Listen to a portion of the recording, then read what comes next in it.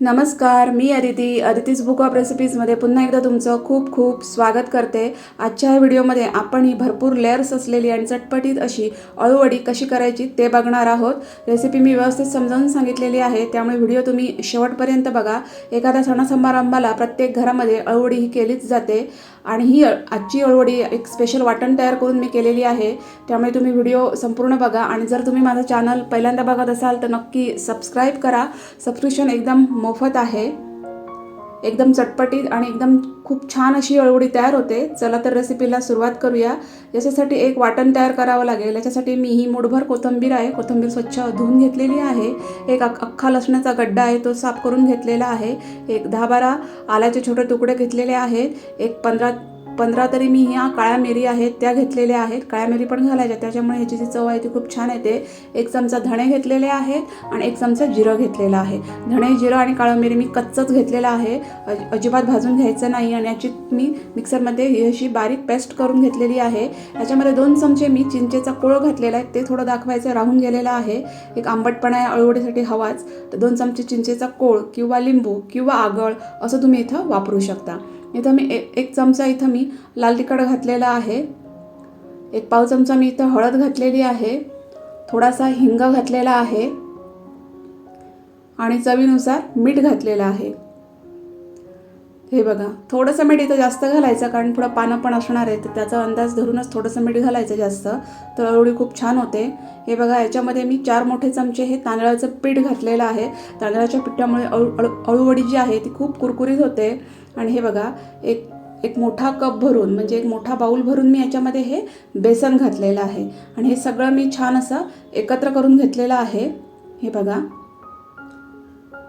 जे आपण मगाशी वाटण तयार केलं तर त्याच्यात थोडंसं पाणी घालायचं आणि मिक्सरमध्ये छान असं अगदी बारीक तयार करून घ्यायची ती पेस्ट. हे बघा, आणि ह्याच्यामध्ये थोडं थोडं पाणी घालून आपल्याला ही एकदम जाडसर अशी पेस्ट तयार करून घ्यायची आहे.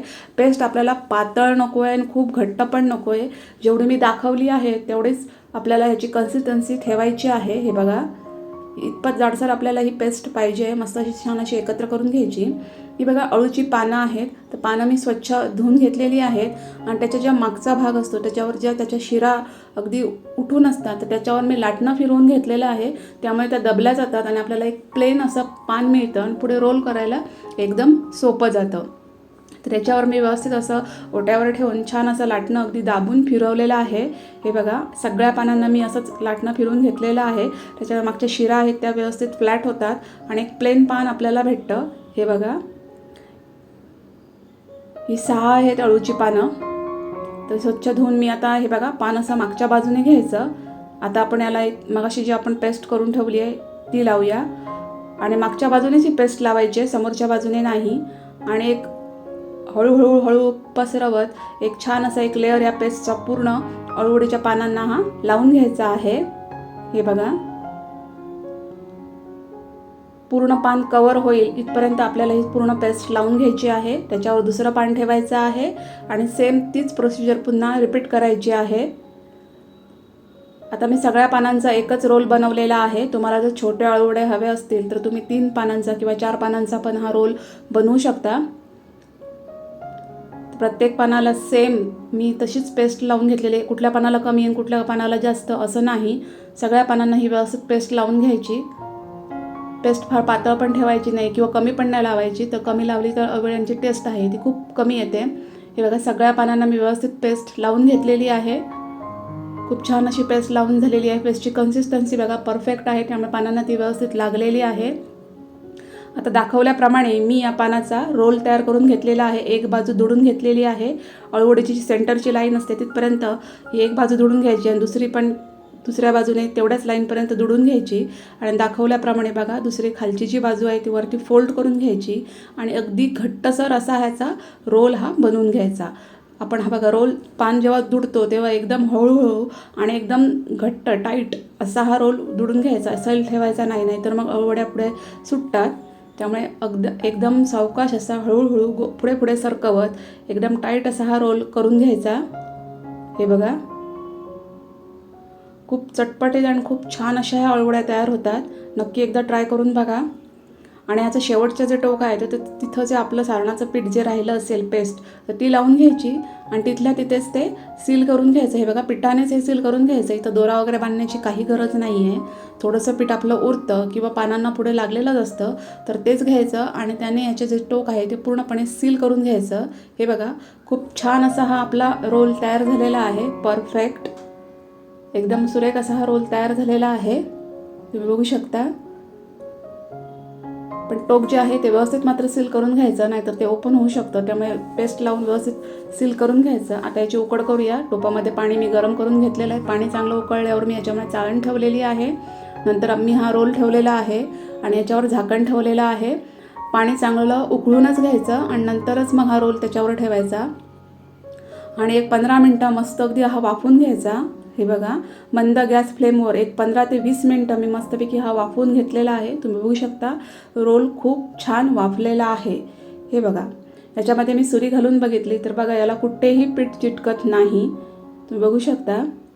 म्हणजे समजायचं की आपला रोल हा व्यवस्थित वाफून झालेला आहे.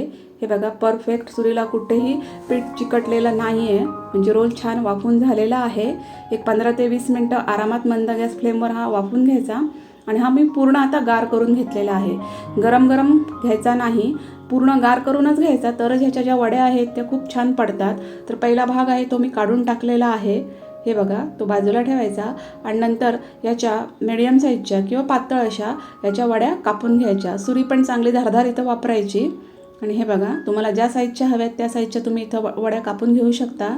खूप छान अशा ह्या वड्या तयार झालेल्या आहेत. रोल पूर्ण थंड करून घ्यायचा, नंतरच कापायला घ्यायचा, तरच ह्या वड्या खूप छान पडतात. तुम्ही हवं तर हा फ्रीजमध्ये पण ठेवून नंतर कापायला घेतला तरी चालेल. हे बघा आणि हे बघा खूप छान आणि सुंदर अशी ही अळूवडी इथं तयार झालेली आहे. परफेक्ट. हे बघा सारण पण आतमधचं खूप छान लागलेलं आहे. आता मी या शॅलो फ्राय करणार आहे. तुम्ही हवं तर याला डीप फ्राय पण करू शकता. तर तव्यावर तेल मी चांगलं गरम करून घेतलेलं आहे आणि याच्यावर हे पांढरे तीळ घातलेले आहेत. ऑप्शनल आहे, तुम्हाला आवडत असतील तर घाला, नाही घातले तरी चालतील. आणि नंतर मग मी या अळूवडे या तेलावर ठेवून घेतलेले आहेत. तेल तापवून घ्यायचं आणि अळूवडे ठेवताना मात्र गॅसची फ्लेम स्लो करायची आणि याची एक बाजू आहे ती स्लो गॅस फ्लेमवरच छान अगदी भाजून घ्यायची. एक 5 मिनटं लागतात. वरतून पण मी थोडे तीळ घातलेले आहेत आणि एक बाजू आहे ती छान अशी भाजून घेतलेली आहे. हे बघा थोडंसं तेल लागत असेल तर पुन्हा घालायचं आणि एक बाजू व्यवस्थित भाजून घ्यायची. हे बघा परफेक्ट अशी एक बाजू भाजून झालेली आहे. मी पुन्हा थोडं तेल घातलेलं आहे आणि त्याची दुसरी बाजू पण सेम अशीच भाजून घेतलेली आहे. हे बघा दुसरी बाजू पण मी अशी छान अशी भाजून घेतलेली आहे. खूप खरपूस आणि खूप सुंदर अशा अळूवड्या लागतात. तर हे बघा खूप सुंदर अशी ही अळूवडी भाजून तयार झालेली आहे. तुम्ही बघू शकता. खूप सुरेख दिसते आणि चवीला पण तितकीच अप्रतिम लागते, चटपटीत आणि सुंदर अशी. तर रेसिपी कशी वाटली ती कमेंट्समध्ये नक्की सांगा. व्हिडिओ आवडला असेल तर त्याला लाईक करा, शेअर करा, माझ्या चॅनलला सबस्क्राईब करा. आपण भेटू नेक्स्ट व्हिडिओमध्ये. थँक्यू.